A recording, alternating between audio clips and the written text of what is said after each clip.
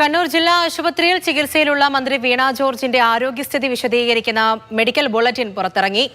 Pariyaram medical college superintendent നിയോഗിച്ച വിദഗ്ധ സംഘം മന്ത്രിയെ പരിശോധിച്ചു. MRI സ്കാനിംഗ് ഉൾപ്പെടെ വിശദമായ പരിശോധന വേണമെന്ന് ഡോക്ടർമാർ നിർദ്ദേശിച്ചു. ഫെലിക്സ് വിവരങ്ങളുമായി ചേരുന്നുണ്ട്. ഫെലിക്സ്, എന്താണ് വിവരങ്ങൾ?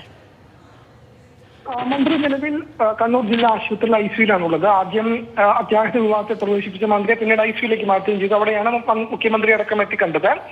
ഇപ്പോൾ മെഡിക്കൽ ബുള്ളറ്റിൻ പുറത്തു വന്നിട്ടുണ്ട്.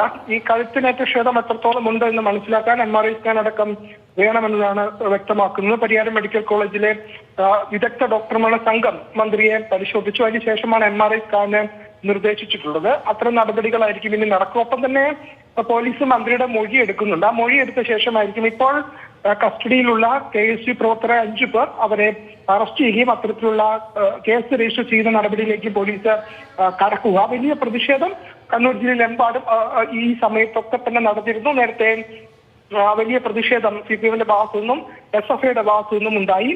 ശക്തമായ പ്രതിഷേധമാണ്. DYFI മുന്നറിയിപ്പടക്കം നൽകുന്നുണ്ട്. തെരുവിൽ നേരിടാനാണ് ഭാവമെങ്കിൽ സമാനമായ രീതിയിൽ അതേ നാണയത്തിൽ തിരിച്ചൊരിക്കും എന്ന് തന്നെയാണ് DYFI ഇപ്പോൾ വ്യക്തമാക്കിയിട്ടുള്ളത്.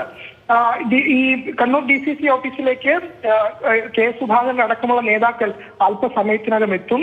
കണ്ണൂർ DCC ഓഫീസിൽ നിന്നും യൂത്ത് കോൺഗ്രസിന്റെയും KSUവിന്റെയും പ്രതിഷേധ മാർച്ചും അല്പസമയത്തിനകം ഉണ്ടാകും. ശരി, ഫെലിക്സ് ആണ് വിവരങ്ങൾ നൽകിയത്.